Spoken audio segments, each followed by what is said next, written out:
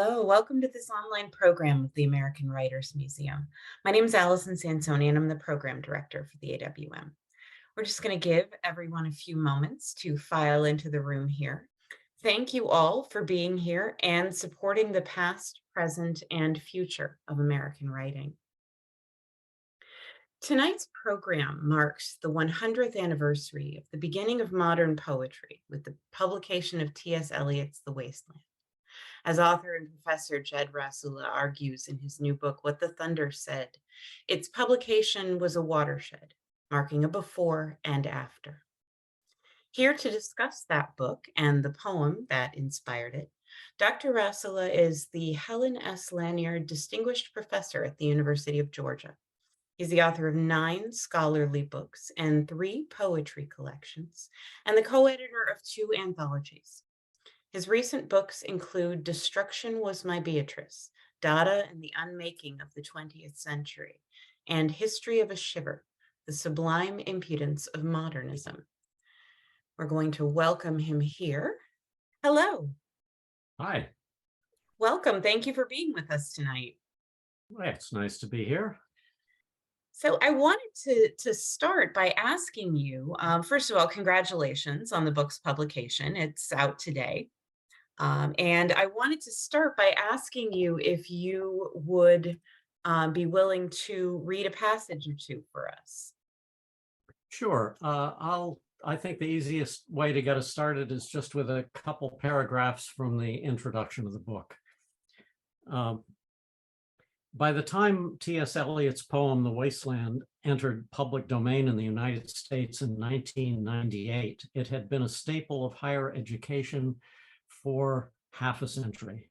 No teaching anthology could afford to omit it because Eliot succeeded in making the case that modern poetry had to be difficult. The Wasteland served as the paradigm of difficulty. More recently, it has settled into a role as modernist icon, as every passing year brings a new round of centenaries commemorating modernism. Long canonized, Eliot's poem has acquired the demeanor of a scenic viewpoint with its Park Service plaque and swivel-mounted telescope. I should pluralize that to telescopes in the case of The Wasteland. Eliot's eminence as preeminent among poets is not what it used to be.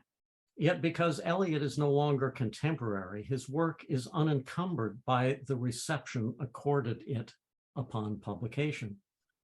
And after a century of collage, of Dada and surrealism, its disjunctive surface is less alarming, certainly to contemporary consumers of media in any form that we now have available.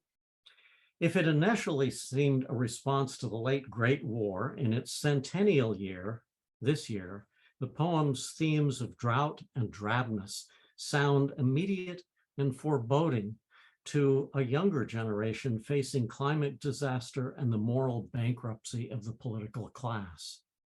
The poem, straddling past and future, applies pressure on the present.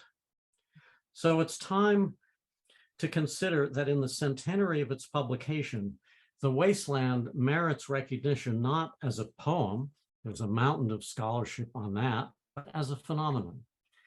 Eliot's poem is a component in a broader cultural revolution that led to abstraction in art, atonality in music, and an overall flouting of conventions by the international avant-gardes.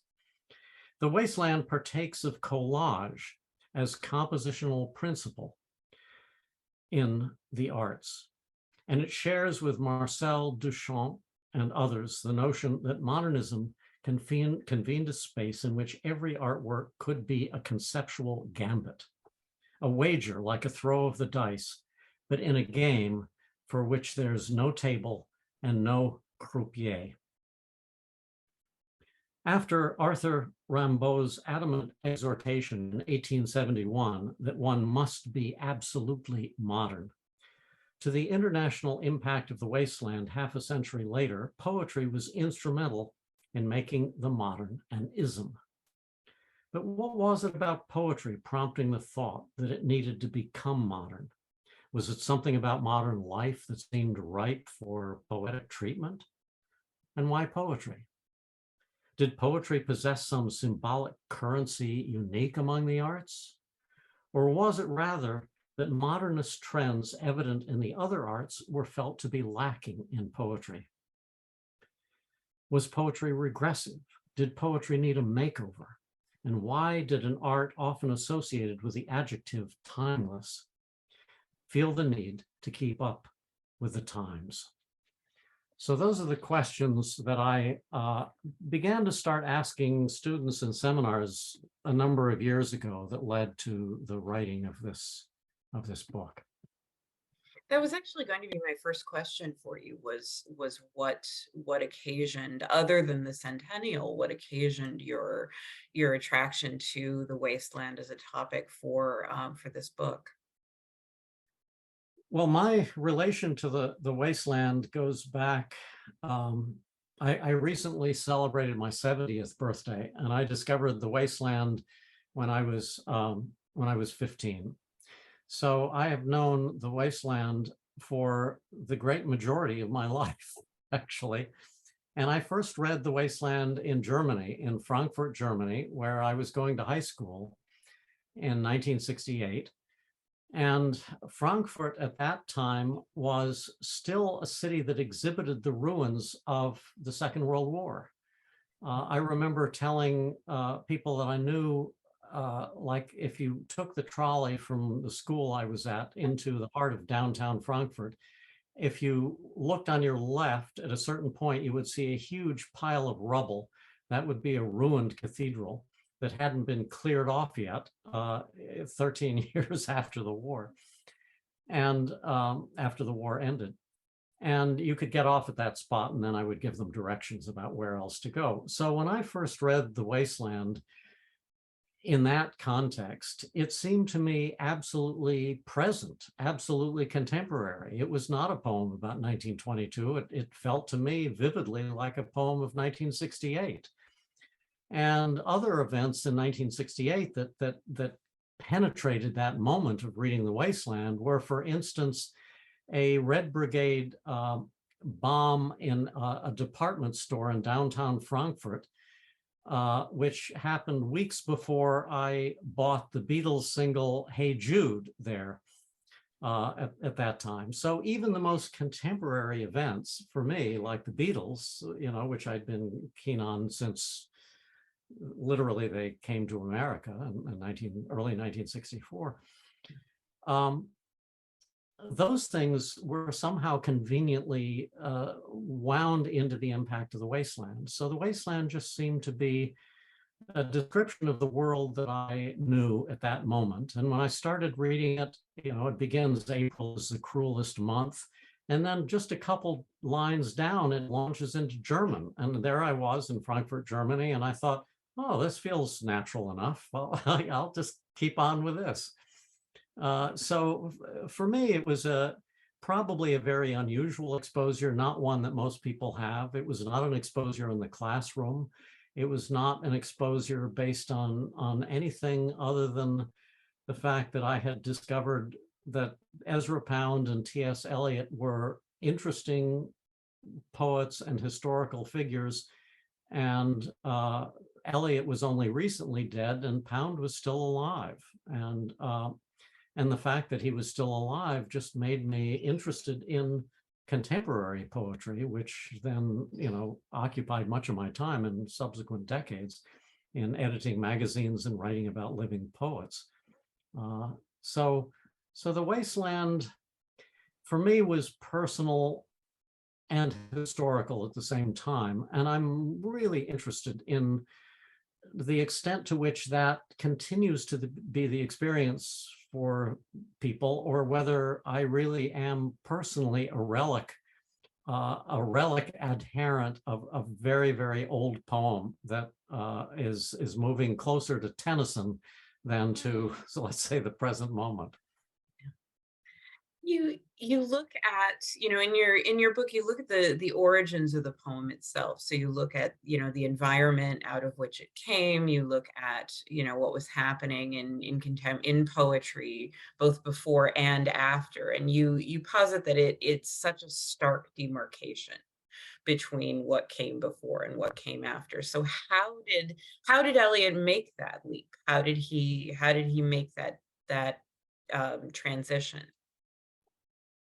Well, as the book goes to really great lengths to ponder this, it was absolutely unintentional. Of all of the things that you can say about the wasteland, the statement that I feel the safest in making and in backing up in every way I can is that the wasteland was not intended as a game changer in the historical sense that we now understand it. It was an act of desperate ambitional striving on the part of a man who was in a marriage that was deeply troubling, who regarded himself as a neurasthenic, which is an outdated, even at the time, an outdated 19th century pre-psychiatric notion that I write about at length in the book. But he thought of himself as a neurasthenic because of the background that he came out of, which was the background of symbolism and Wagnerism and a milieu in which the arts could make people hurt. The arts could lead you into a place where your emotions were just like not only a psychological ache, but a cosmic ache. That's what symbolism was all about. Life is bad for you. Think of the damaged cosmos, and there were marvelous kind of paintings from all over the world of symbolist painters that express these kind of things. And Eliot was a recipient of that kind of outlook that something is, something is wrong not only in the kingdom of Denmark, but in the world, that everything is just going to hell in a handbasket. And especially after 5 years of total war, of the world's first really, quasi-global conflict, his themes concentrated around the motifs of damage and desperation and despondency and despair and lack of, ennui, lack of energy, and ruins and all of that. And in his case, it was personal, because he was locked into a marriage that was frustrating, that was producing just great physical and mental ailments on the part of both Eliot himself and his wife. And he was somebody who felt himself to have been rescued as a poet by Ezra Pound when he met him in 1914, just several months before the Great War broke out. And Pound read a draft of an unpublished poem called The Love Song of J. Alfred Prufrock. And Pound was stupefied. And because he was an editorial agent for the magazine Poetry, a magazine of verse in Chicago, where you are at this very moment, Pound was just really anxious to get this poem into print as soon as possible. And the thing that he wrote to Harriet Monroe, the editor of Poetry, with a sense of astonishment. I mean, every time I reread this letter of Pound's, I feel like if he had the means to have colored the words in his letter, he would have, or using a highlighter, he would have done that. He says, "I've met a young American who modernized himself on his own." And the crucial term there is modernized, because Pound is somebody who went to London as a striving American poet whose head was filled with the gobbledygook of 1890s kind of post-pre-Raphaelite verse, the kind of stuff that Pound himself later on just called slush. And that was what he thought poetry was. And it took him 5 years of living in London before he encountered Eliot and then realized that, well, I mean, he'd had inklings of this before he encountered Eliot. He'd started to realize that he himself, Pound, was out of touch with contemporary things. And so he was on the alert for somebody who could do something modern. And at the moment that he became aware of this, he was aware that the most advanced and modern things that he knew of were poems that had been written and published in France 30 and 40 years earlier. So there's nothing to make an aspiring American poet in London, thinking that London is the literary capital of the world, realize that he's living in the olden times and that he got to get out of this stagecoach in a hurry, to suddenly then come upon a fellow American who, has been writing, who is, as he said, made himself modern on his own. But the thing that was crucial here from Eliot's perspective is that Eliot was facing the prospect of becoming a philosophy professor. And, he'd been writing poetry avidly as an undergraduate. The love song of J. Alfred Prufrock was mostly written while he was an undergraduate at Harvard. And then it was finished as a study while he had a study abroad year in Paris. But it was many years old by the time that he met Pound. And yet that's the poem Pound went for. And all I can imagine is, what would it be like today for somebody to be writing poems as an undergraduate, kind of give it up and start on another career, and then have somebody, a major playmaker in the literary world, read your undergraduate poems that you were despairing of anybody ever seeing and responding to, and saying, hey, give this guy a seat at the banquet. And that's pretty much what happened there. And to the end of his life, Eliot was permanently grateful to Pound for having saved his life, basically, that he allowed or engineered it that Eliot could be the poet that he aspired to be, and that by the time he met Pound had thought that would be something he'd give up. That's an incredible story. That's the dream, right? That someone out there is reading your work and is going to pluck you from obscurity. Yeah. Yeah. And Eliot is definitely the signal instance of that in the 20th century. I can't think of anybody else who's had the kind of impact that Eliot had, who was in similar ways plucked from total obscurity. Mm-hmm. Yeah.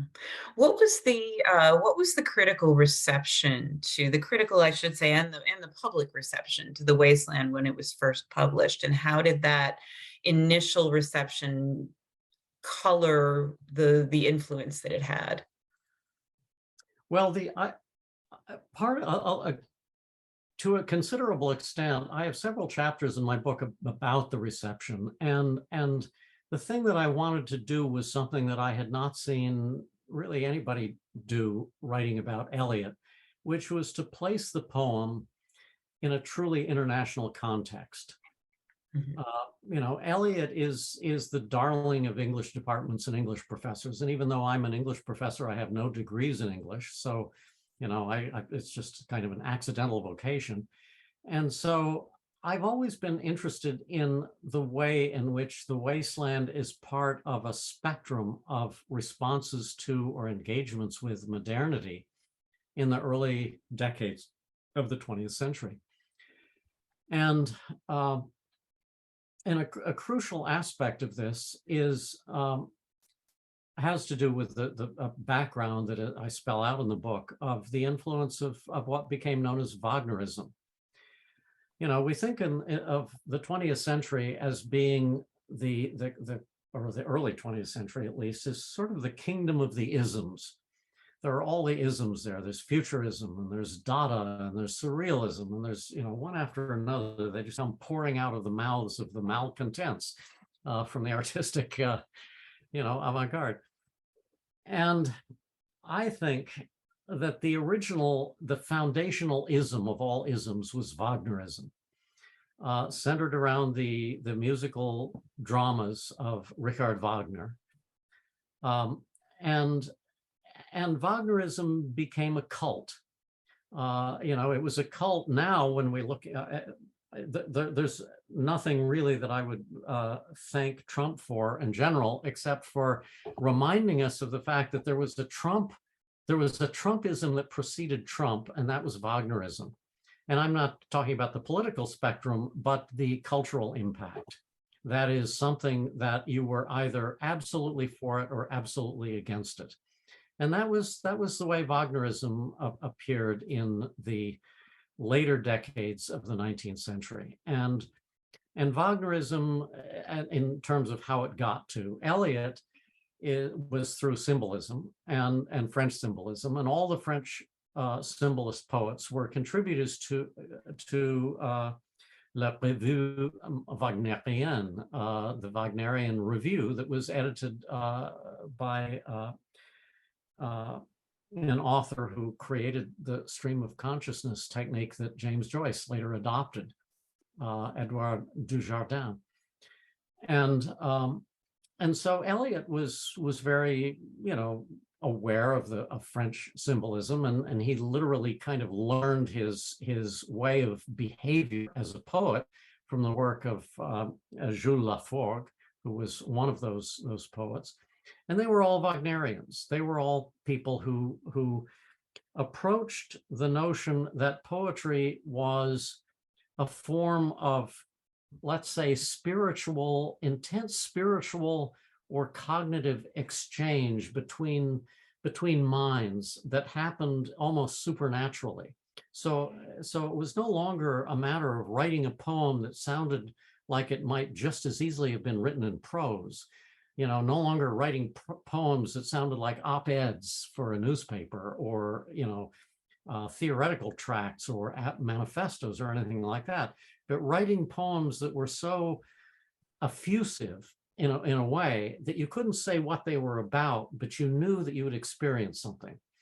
And that's why I think that the closest sense of the kind of poetry that Eliot was inspired by is the kind of thing that Pablo Picasso said in response to a question about what is Cubism. And what he said was that Cubism was like a perfume. It's in the air, it's in the room, but you don't know where it's coming from. It's just it's in the air, it's in the environment. And that was the spirit of symbolism that I think Eliot and so many modern poets in other countries and other languages responded to. And that's where the spirit of Wagnerism established something that Eliot became preoccupied with for the rest of his life, and that was what he called the music of poetry. That's the title of an essay, not an essay, a lecture that he gave in Glasgow in 1942, in the midst of the Second World War. And he was puzzling what is the music of poetry? And he recognized the music of poetry has nothing to do with mellifluous attributes borrowed from music, but it had to do with what he identified as a kind of an underlying rhythm, that there was a kind of a template there, a kind of subliminal noise in which something inaudible could be registered in words, in language, to create a mood, an atmosphere. And creating the moods and the atmosphere was more important than conveying a message to him or painting a picture or something like that. And the more that I thought about this as I was writing the book, that I came to a different kind of appreciation of a book by an English graphic novelist named Martin Rowson, who published a book called The Wasteland in several decades ago, in the 1980s, which is a treatment of the wasteland, storyboarded, as it were, as a gumshoe detective novel along the lines of Dashiell Hammett and Raymond Chandler. And that, thinking about Rowson's treatment of the wasteland, made me kind of go back to the original and realize, the whole poem is a storyboard for a film that has never been made and has never needed to be made because it exists as a cine poem, a term that was invented in Paris in the 1920s, without any reference to the wasteland, although it could have been, should have been, if the French had been bilingual. But at any rate, that's very much part of part of a way of answering your question. Of course, of course. And I just want to let folks know we're going to be joined now by another panelist who is Reg Gibbons, who I'm going to attempt to add back in. Apologies for those technical difficulties. Who's going to join our discussion. Reg is a poet and an author and an editor and a professor of Arts and Humanities at Northwestern University and a member of the AWM Content Leadership Team. Reg, welcome to the discussion. Thank you very much. Of Yeah, course. it's good to see you. It's very nice to see you, especially after having read most of your book and being absolutely dazzled by it. Really, the chapters in which you not only sketch the Wagnerism, but then follow or map out all of its effects on so many different artists of different sorts is even outdone by the chapters afterward about how people reacted to it, how it changed everyone's sense of what was possible in more than one art. It's just really an astonishing coverage of an entire field of response with so many of the responses so fascinating. The only thing I could add to the response to the wasteland itself is that when I graduated from high school in 1965, my favorite English teacher gave me the collected poems of T.S. Eliot. And I read The Wasteland for the first time. And it really gave me so much to think about. I was already writing. And then when I left and went to college, immediately took a poetry course, and there was the wasteland in the middle of it and I have the book with an amazing number of microscopic, now somewhat faded pencil annotations as I was drinking in every piece of information about it that I could find. But you really restored for me in this book the awe that I felt long ago, really long ago. I mean, my own careers led me through all kinds of poetry, reading all kinds of poetry in different languages too, but you've restored for me the sheer amazement at reading that poem again. So I thank you. That's oh, sure. Well, I would also want to thank you for having edited for me a really crucial anthology called The Poet's Work.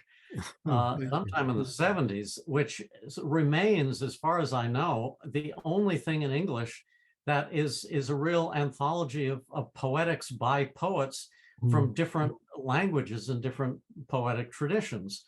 You know, the only equivalent that I really know of is by from around, well, maybe a decade earlier than that, in the late 60s, Hans Magnus Enzensberger, Yes. German,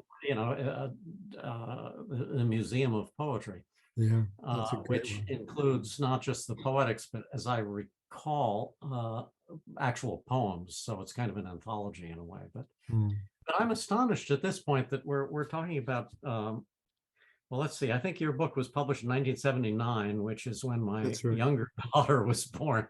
She turned 43 next week. So that it's been that long, and there's still nothing in English, like that.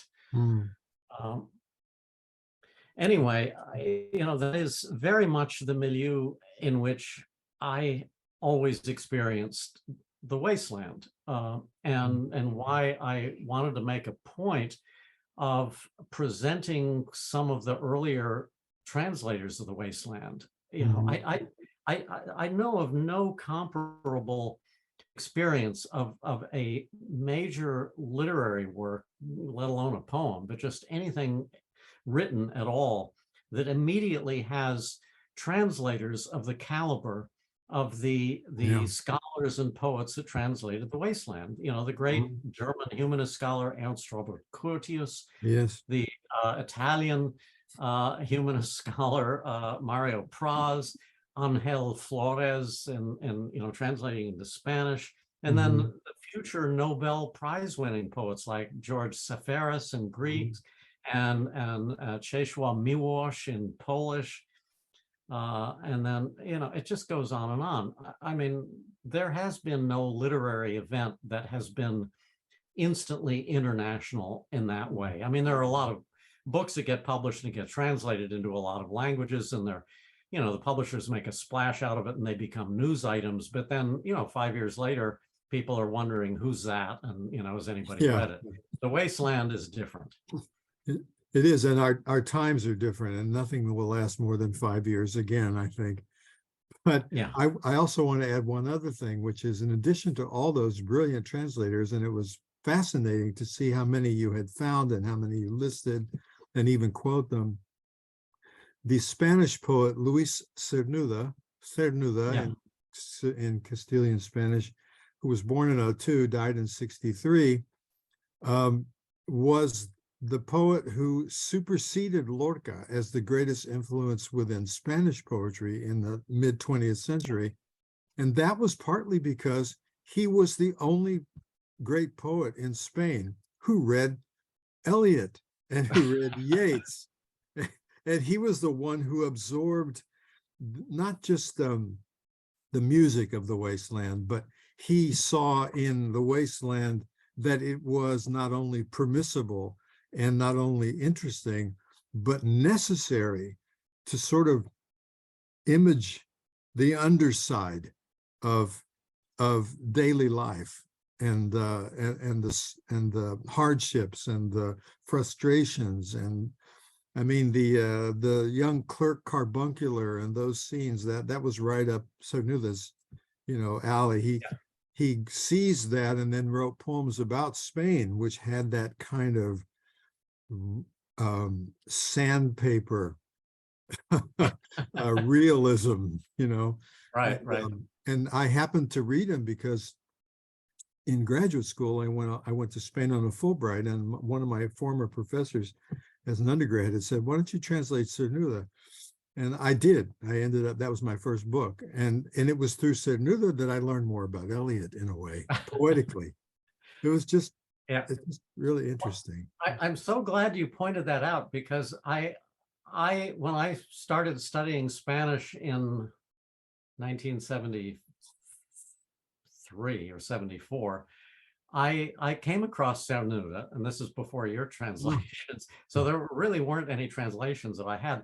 I remember hours and hours laboring over an attempted translation at a very premature knowledge of Spanish that I had at the time, of his Ode to a Graveyard or something like that. At least that's what I'm remembering. Yeah. But it was one of those things that kept me going, because until you talked about him just now, I had not realized how much I had been prepared by Eliot to respond affirmatively to this particular Spanish poet, because I was certainly looking at other people in Spanish who were easier to read, but didn't have the same interest in trying to translate them. Well, Cernuda was a sort of Eliotic counterweight to Lorca and Alberti, who was a very festive poet, and to Jorge Guillen, who was very intellectual but not Eliotic, Yeah. So it was. I loved reading. I loved encountering everything I found in your book. Yeah, the thing that really, that compelled my has compelled my attention for many years, and that I was really delighted in the opportunity in writing this book to dig deeper into it, is this sense of why the Wasteland was so instantaneously translatable. Yes. And as I give examples in the book, it's actually is very accessibly translatable English through much of it. So, because he's writing in what Eliot himself later called a music of imagery. And so he recognized that it wasn't about making or following certain sound or metrical patterns. It was about the ability to kind of instantaneously create a scenario in the mind that could be sustained for a little bit, but not very long. And then the question is what you do with it. And I want to read an example here. This is from the last section of the poem, What the Thunder Said, from which the title of my book derives. This is after the list of cities that are collapsing. And then suddenly you go from, Athens and Alexandria and these cities that are cities of doom to these lines. A woman drew her long black hair out tight and fiddled whisper music on those strings. And bats with baby faces in the violet light whistled and beat their wings and crawled head downward down a blackened wall. I mean, that sends chills through me every time I read it, as it has for, more than 50 years now. And the astonishing thing, looking at the drafts and manuscripts of The Wasteland, is that he wrote it out in longhand straight away. The only change in that entire passage is in the last line, where he substituted and crawled head downward, where he had written something else like creatures. And then I think he realized, well, the bats are already there in the poem. You just continue with the bats. Yeah. I want to mention one other thing that really dazzled me. In fact, it unlocked something for me. Reading the Wagner Nietzsche stuff and carrying on with that later, and as it continued to sort of pop up in the book, I realized that your book had shown me for the first time that the idea of poetry as music was it may be the thing that I always thought it was, that is part of it. But what you did with that idea made me think, okay, now I understand not just more about Wagner, because Wagner's always, Wagner never stops. The music just keeps going, and it has moods that change. And it's the mood, it's the change of the mood in Wagner or in Mahler, even in Bruckner sometimes, but he gets in ruts, and stays there for a while. Yes, you can hear the 18th century axle wheels squeaking as they churn through the mud. But when I thought about Mahler and I thought about the Wasteland as you described it and presented it, then I realized that the music, that there's more than one kind of music in poetry. Of course, there's the linguistic phonemic stuff. And by the way, I went all the way through the poem again, and I marked every line that is metrical, because he plays with it all the time. He'll go 4 or 5 lines that are perfectly iambic, although they sound, as one of your witnesses, so to speak, said, they sound as if they were prose, but they actually scan. But there was this other thing about how when Mahler shifts a mood, that's the shift. Those are the shifts that Eliot's making. He's making musical mood shifts. Yeah. And then that really opened up a lot for me as I thought about the poem again. Yeah, some aspects of that kind of led me along, because I've written a lot about this in an earlier book called A History of Shiver, The Sublime Impudence of Modernism, that came out, I think, in 2017. Which is more about Wagnerism and musicality and so forth. But that book was much more concerned with the phenomenon of what was called at the time melomania, or a kind of the frenzy about music. It was the spirit of Wagnerism in the day. Everybody, whether they were Wagnerites or not, if they were not Wagnerites, they were Brahmsians or Beethovenians or something else, Scriabinites. So it was all about music. And Walter Pater in 1877 famously noted that all of the present arts were aspiring to the condition of music. But what Wagner added, I think, and you just touched on, Wagner revolted against the operatic traditions, which were really social conventions more than anything else, whereby an opera composer, just wrote music through interludes from one aria to the next, and that the real music was in the arias. And then meanwhile, there was just a kind of musical noodling that carried, and that was the point at which people in the boxes and all over would just start chatting to each other, because they knew, okay, nobody's going to be singing an aria here, so now the music is just carrying us along. And Wagner was incensed by that, and he decided, nope, if people are going to come to my operas, and they're going to last for 4 or 5 days, by the way, you're going to pay attention every single moment. You don't get to chat with your neighbors. That's not what music is for. And that then translated into, whether it came directly from Wagnerism or not, I think a 20th century trend in all of the arts, which is there's no filler, which is to say there are no cribs, there are no prefabrications of what a poem, a piece of music, an artwork should be. Everyone starts from scratch. It makes its own melody, it makes its own method, it makes its own goal and destination and roots from the moment that it convenes itself. And then, as I wrote about in History of a Shiver, this is a concept that's actually directly traceable to the German Romantics of 1798 and 1800 in the Athenaeum, in the Jena Circle, about which several books have just, interesting books have just appeared this year. But I think that's the kind of thing that enabled someone like Eliot to write a poem like The Wasteland with Ezra Pound's help, which is that once you decide that everything counts and there's no filler, it means that you have to figure out how what you have is going to fit together. Because, and this is where collage, I think, became a solution for him. And through the kind of Pound's notion or application of leitmotifs, historical transcendental moments in the cantos that he'd been working with for a couple of years before he worked as an amanuensis on The Wasteland for Eliot. And that is the principle that discrepant parts in a work of art can coexist. You don't have to provide transitions. All you have to do is create a structure where people can confidently move from one to another and feel like they're getting it.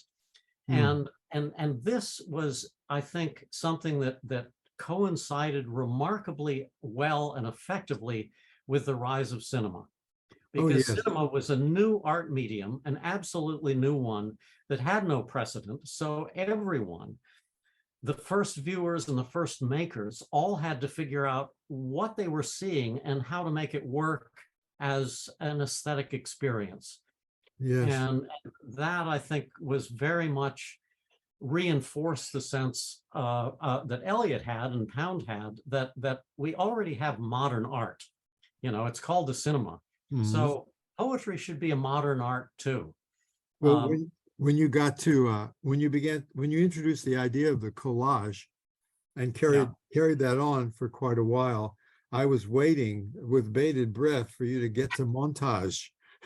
Because I was thinking, wait a minute, 1920s, this is Eisenstein, this is jump cuts, this is that's the other way of looking at The Wasteland. They're jump cuts, not just they're musical mood shifts, and they are cinematic jump cuts, and it's the thrill of the jump once you appreciate montage that makes it so exciting. Yeah, and I'm glad you brought up Eisenstein and montage, because if you read his, I mean, he was a voluminous writer, and there's a tremendous amount of interesting stuff. But there's a very late book of his called Non-Indifferent Nature, in which almost the entire thing is about literature, and in which he very explicitly maps his own cinematic solutions to various cinematic problems to things in literature, although it's not necessarily the things you'd think. And so where he identifies the principle of montage in literary terms is not T.S. Eliot. I don't know that he ever encountered Eliot at all, but Paradise Lost. And it's because he's looking at the kind of enjambment that Milton produced. It's very cinematic. Yeah, it's very Yeah. cinematic. When the devil leaps over the wall into Eden, it's like a clip from a film. It's Yep. amazing.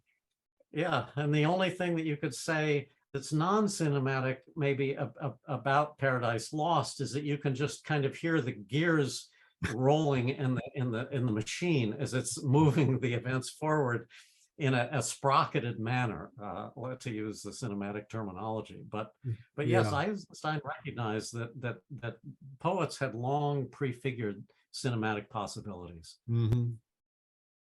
Even Pindar was upbraided by the Roman poets, the Latin poets, because he kept jumping off into funny angles that didn't make sense. Yeah. But Yeah. having studied him, Pindar, I mean, I think that's the earliest example I know of.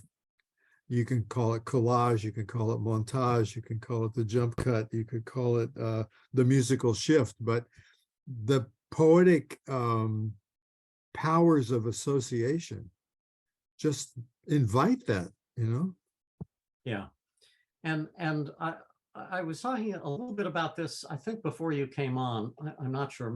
Yeah, I think it was before you came on, about in the book, I pay a little bit of attention to this interesting German writer, Carl Einstein, who was lived in Paris during the 1920s. And he talked about cubist space, that is the effect of cubism, and he identified something in an almost geometric sense as cubist space, in which, as he put it, there can be a gradual modification of sensations. And I found that personally a really revelatory exposure to what it is about the wasteland that really gets to people. In other words, if you read The Wasteland and stick with it and become a reader of The Wasteland rather than a casual consumer or anything, what you discover is that you are learning how to modulate your personal sensorium, your sense of how things, discrepant moments and tendencies can fit together. And we do that all the time when we're out in the city, out in the country, anywhere you're walking around, you're assimilating a diversity of information from various parts. And your assimilation is what enables you to keep from freaking out at any given moment, at just recognizing that it's a total integrated world around you, and you can recognize a lot of it, but you can't recognize all of it. And so you have a developed relationship to assimilation. There are a lot of things that we perceive happening around us we don't understand immediately, but we don't freak out. We just recognize, well, okay, that's interesting. And that point of orientation could be extended to an aesthetic object, whether a piece of music or a painting, a cubist painting or something, was a real revelation and a kind of order of business in the arts in the early 20th century. Yeah, I noticed that Allison has indicated that we might be in a mode of taking a look at some questions here. So sure, we've got a few audience questions, and if folks would like to type their questions into the Q&A box while we're talking, we have time for a few. I'll read those out. I just wanted to ask this one from Peggy, who wants to know, are there current poets that you would consider to be carrying on the modernity of Eliot's voice? Well, I would say that there are so many poets, and not schools so much, although one could use that word, so many different groups of poets who have developed very fast-moving aesthetics over the last 10 years especially. It's really a big thing now. It's not just sort of surreal leaps. It's something much more contemporary than that.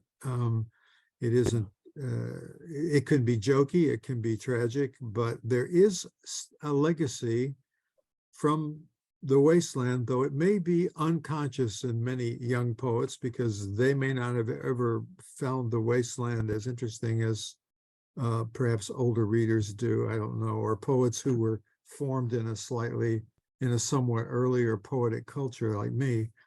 but I think there are traces of it everywhere, actually, of Eliot's moves, of his montage, even down to putting a word that you cannot imagine could be more surprising where you didn't expect it, you know. Yeah, I agree with Reg that there's been a kind of a sea change in a way, but it's not necessarily attributable to Eliot. And also one of the perceptions I've had for many years now is that younger poets in general have a bandwidth of associations which is very horizontally broad, but very vertically shallow. Which is to say that younger poets now have a large repertoire of contemporary poets that they're and practices in poetry that they're responsive to, but the sense of the historical sense is exceedingly diminished. And I think that's a reflection of the kind of media culture that we've occupied for the last 30 years or so. You know, once the internet has created an environment in which people can live in the present moment all the time. And it also means that you know, even if you're trying to be vertically integrated and are in touch with, say, Facebook groups who have historical interests in mind and so forth, it's still very much a reflection of the contemporary concerns of a spectrum of people living at a particular moment. And so there's a kind of an impairment of the historical sense, and by historical sense I mean the phrase that Eliot himself used in his 1919 essay Tradition and the Individual Talent, in which he envisioned an artistic world that he thought he was contributing to in The Wasteland, I think, in which the past and the present are simultaneous.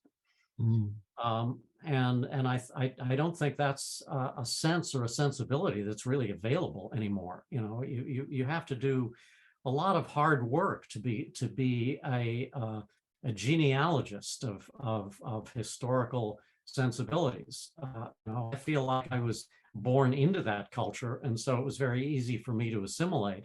But now I'm at a point where I realize that most people in the world, and certainly most people younger than me, do not have that as a kind of birthright, you know, so you have to make a huge personal effort to actually get this sense of things. And so when I say that, I mean that even considering the current, you know, media environment that we live in, just in terms of poetic precedent, before, or not before, but before, well, let's say before people would get back to Eliot, they would be getting back to Ashbery.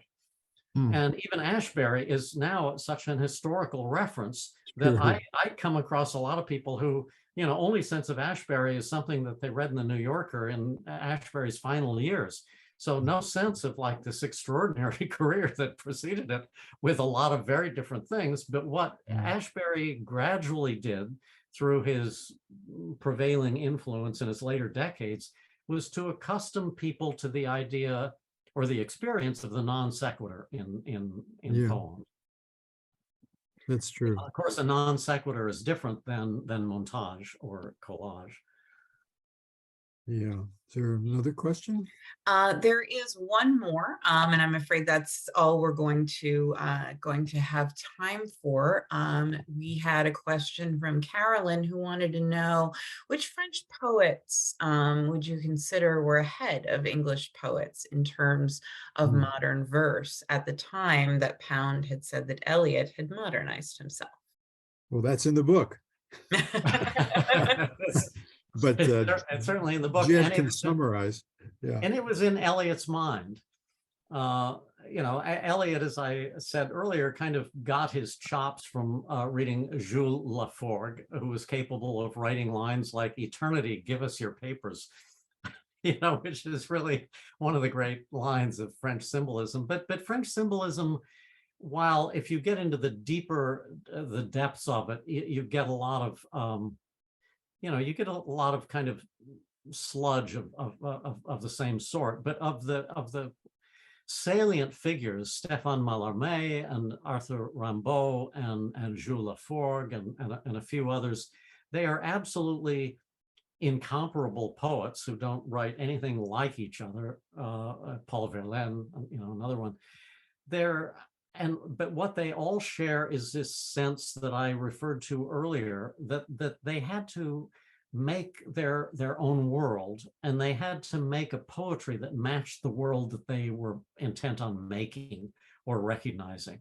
And so when Rimbaud said, the poet has to be absolutely modern, absolument moderne, he meant that the poet had to do some pretty serious self-reflections and self-overcoming in Nietzsche's terms to actually be capable of addressing the subject matter at hand, which is modernity, which is the whole convulsive transfiguration of modern life that was happening through most of the 19th century. And by the 20th century, when Eliot was writing and looking back at somebody like Rimbaud making that statement in 1871, thinking, and Pound and Eliot both shared this, the sense that English poets have not even gotten the message yet. You have to be absolutely modern. They're still trying to be absolutely antiquated.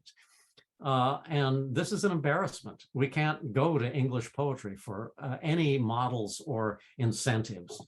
And so it was the French poets. And the thing that I find about French symbolist poetry is that it's still absolutely modern. I mean, I'm stunned all the time when I look at that work and think, 150 years, they're still ahead of the game. And Apollinaire also. And Baudelaire, yes. Apollinaire, I was thinking, but yes, Baudelaire for sure. Baudelaire, but then yes, right. I take it up through, through some. For me, the conduit poets, the crucial figures between the French symbolists and the American writers are Blaise Cendrars, the Swiss writer, and Guillaume Apollinaire, and they really are the people who invent modern poetry. And you could say in a way that the Americans like Pound and Eliot help to invent modern poetry by being adherents of the precursors of the French modernists who were their contemporaries. Yeah, I think that's fair. Well, thank you both for this incredible illuminating discussion, and we really appreciate you both being here. I think